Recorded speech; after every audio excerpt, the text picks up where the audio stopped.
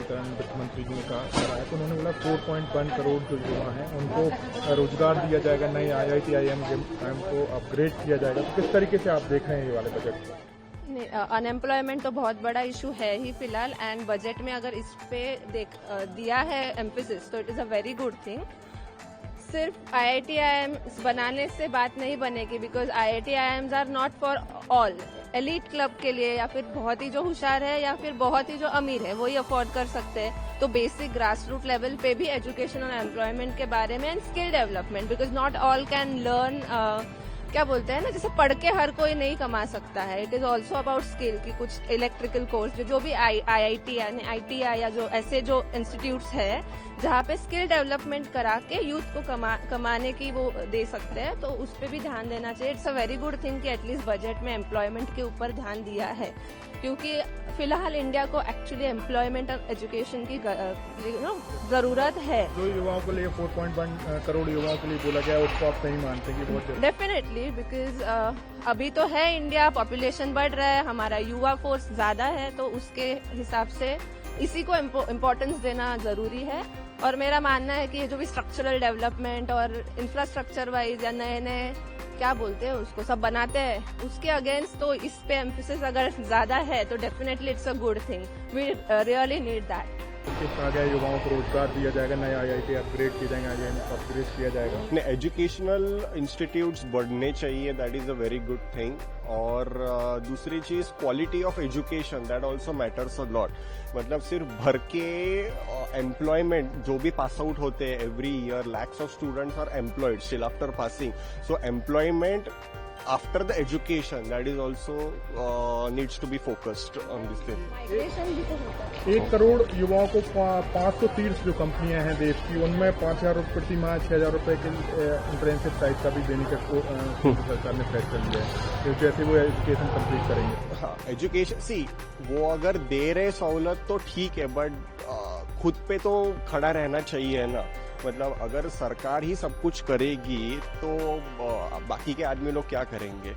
खुद से डेवलपमेंट करना भी जरूरी है, इज व्हाट आई फील। आज जो बजट है वो पेश हुआ है, उसमें युवाओं की बात करें तो 4.1 करोड़ युवाओं को जो है रोजगार देने की बात की। 1 करोड़ से ज्यादा युवाओं को ट्रेनिंग के लिए उन्हें इंटर्नशिप भी करेंगे, साथ में 5 से 6,000 रुपये मिलेंगे। कृषि क्षेत्र की बात करें, महिलाओं के अलग अलग वर्गों को इसमें ध्यान रखा गया। क्या कहेंगे, कैसा बजट आप इस बार का मानते हैं?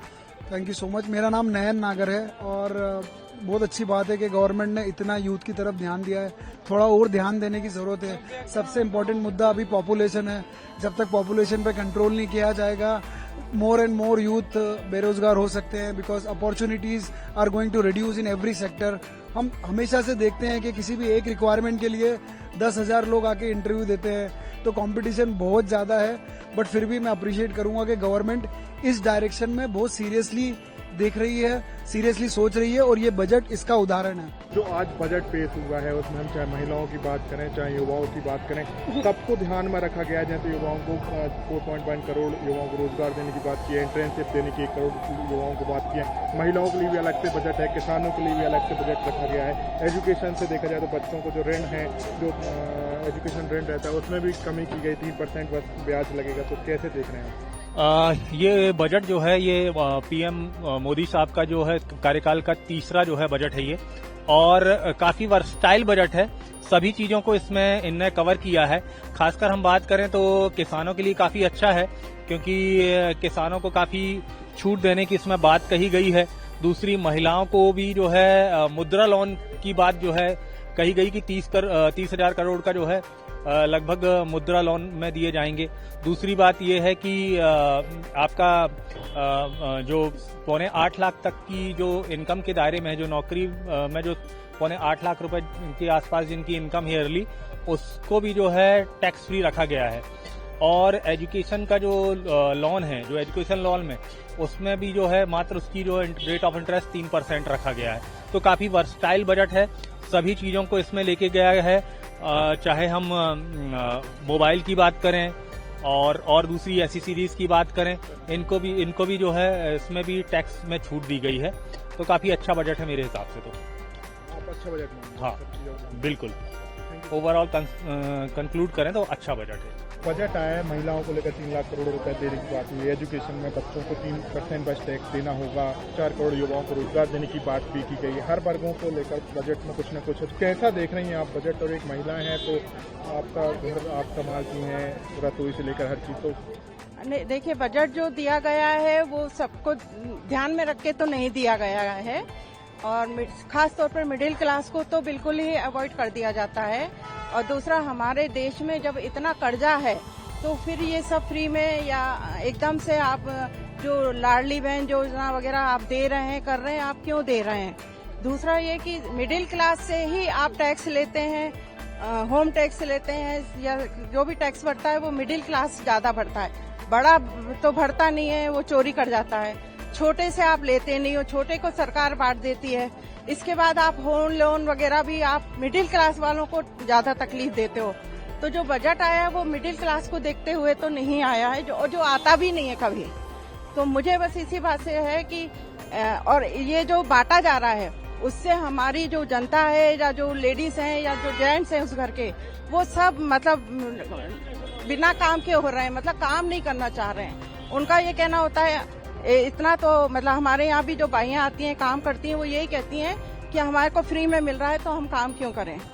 तो वो लाडली बहन हाँ, चल रही, तो आपका कहना ये है कि अपनी टैक्स से ही फ्री में बांटा जा रहा है? हाँ, ये नहीं बांटना चाहिए, क्योंकि उससे क्या हो रहा है, जेंट्स और जो लेडीज हैं वो बिल्कुल काम करना ही नहीं चाह रही हैं, बिल्कुल। कैटेगरी है, उसके अलावा जो है नॉन डिजर्विंग मकानों में रहते नहीं हैं, वो अपनी झोपड़ी में ही रहते हैं और उन मकानों को रेंट पे दे देते हैं। तो ये मतलब सरकार को या तो देखना चाहिए, और नहीं देख रही है तो या तो ये कुछ टाइम के लिए तो बंद करके मतलब कंडीशन देखे कि क्या होती है, मतलब पूरे पारदर्शिता तरीके हाँ, से होना चाहिए, हाँ, किसी तरह फायदा नहीं। हाँ। बजट आज पेश हुआ है, महिलाओं को 3 लाख करोड़ देने की बात हुई है। एजुकेशन में कुछ बच्चों को 3% बस टैक्स देना होगा, 4 करोड़ से ज्यादा बच्चों को रोजगार देने की बात। कैसा देख रही हैं आप बजट? आप एक घरेलू महिलाएं हैं, तो ये बजट बोला जा रहा है सब वर्गों को ध्यान में रखकर दिया गया, महिलाओं को, बुजुर्ग होते हैं, युवा। नहीं, बजट तो अच्छा है, लेकिन इसमें कई बार ये भी होता है कि जो डिजर्विंग है, जिनको वाकई में जरूरत है उनके लिए, लेकिन जो डिजर्व नहीं करते हैं वो भी इसका नाजायज फायदा उठाते हैं कई बार इन सब सुविधाओं का। तो वो थोड़ा सा बजट के साथ फिर पारदर्शिता रखनी चाहिए, देखना भी चाहिए कि सही जगह अपना जो इन्होंने बजट पेश किया है या जो फैसिलिटीज दे रहे हैं वो सही जगह जा रही है या नहीं जा रही है। जैसा कि अभी इन्होंने बताया कि जैसे आवास योजना है, सब ले लेते हैं लेकिन उसको उसी घर को फिर किराए पे उठा लेंगे और अपना लिविंग स्टैंडर्ड उठाएंगे नहीं, फिर महंगाई और गरीबी का मतलब बात करते रहेंगे। तो इसमें गवर्नमेंट भी कैसे करेगी? तो जितना गवर्नमेंट ईमानदार हो उतना मतलब जनता भी हो साथ में, वैसे देखा जाना चाहिए उसको कि जो योजनाएं जो उन्होंने चलाई है उसको सही ढंग से उसका क्रियान्वयन हुआ है या नहीं हुआ है। बजट पेश किया गया, कैसे देख रहे हैं महिलाओं, युवाओं और सबको ध्यान रखने की बात की है? देखिए, जो स्टूडेंट हैं और उनका लोन चल रहा है, उनके लोन के इंटरेस्ट को कम करना चाहिए, उनके इंटरेस्ट को भी कम करना चाहिए। मोबाइल की खरीदी में भी अच्छा फायदा दिया है गवर्नमेंट ने, और जो आपने अभी गवर्नमेंट का जो ये लोन देखा है, ये बजट देखा है, सीतारमन जी ने बहुत अच्छा पेश किया है। आज जो बजट निर्मला सीतारमण जी के लिए वित्त मंत्री ने पेश किया उसमें सोना चांदी और प्लेटिनम है उसमें 6% और 6.5% तक का कीमत जो कम कर दिया। तो किस तरीके से आप देख रहे हैं इस बारे में? तो आप वो बहुत अच्छी बात है, उनको मतलब बहुत बहुत धन्यवाद उन्होंने जो कम करा। अब उससे ये होगा कि थोड़ा बिजनेस हो सकता है बढ़ जाए, क्योंकि भाव कम होगा तो बिजनेस पर फर्क तो पड़ेगा। तो मतलब कितना फर्क आप देख रहे हैं कि एक जोड़े की कोई चीज लेता है या ज्यादा कुछ लेता है, ज्वेलरी लेता है, तो कितना असर होगा कस्टमर? अब ये तो अभी वो सब गुड़ा भाग करना पड़ेगा, तब जाके वो समझ में आएगा। वो तो मतलब ये है कि कम होगा, लेकिन भाव कुछ गिराक कम होगा तो गिराकी बढ़ेगी, क्योंकि अभी कोरोना काल से जो है सब डाउन चल रही है। कोरोना के बाद अभी तक पकड़ नहीं पाया बाजार अभी तक, तो ये बूस्टअप दे सकता है। हाँ, ये थोड़ा सा कुछ दे सकता है। दिवाली भी आने वाली है, तो भाव कम रहे तो फिर व्यापार थोड़ा उठ जाएगा। सीतारमन जी को एक बार और शुभकामनाएं, उन्होंने धन्यवाद, उन्होंने हमको कम करा भाव। सोने चांदी के आप व्यापारी हैं, जिस तरीके से अभी जो केंद्र सरकार ने बजट पेश किया उसमें सोना चांदी पर 6% कस्टम ड्यूटी कम की है और प्लेटिनम पर 6.5%, तो किस तरीके से आप देखते हैं? सोना चांदी पे जो ड्यूटी कम करी है उसका फर्क इतना अच्छा पड़ेगा कि सोना एक तो कम होगा और जो आने वाले त्योहार पे जो सोना कम होगा तो ग्राहकी अच्छी बढ़ेगी। जो इतने दिनों से रुके हुए थे बहुत सारे कस्टमर अपने घरों से पैसे ले लेके सोना लेने आएंगे और इससे जो मार्केट में जो बाहर आएगी उसकी कोई बात ही अलग है।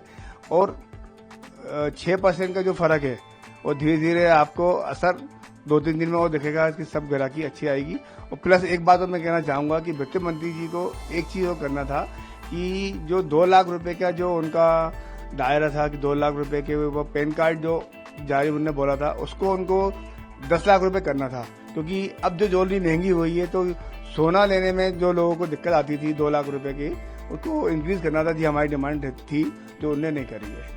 अच्छा, आप चाहे 10 लाख तक बिना पैन कार्ड के बिना पैन कार्ड के 10 लाख रुपए तक का उनको करना था, क्योंकि भाव महंगा होने से उसको बहुत फर्क पड़ गया एक्चुअली में। तो हम चाह रहे थे कि 10 लाख रुपए तक वो को कर देते। बाकी ये 6% जो कस्टम ड्यूटी कम की है उससे असर तो पड़ेगा उससे वो हमारे 6% बिजनेस बढ़ेगा ही बढ़ेगा, क्योंकि 6% काफी होता है। कोई सोना काफी अंतर रह जाएगा, ऊपर से नीचे आने में बहुत अच्छा अंतर आएगा।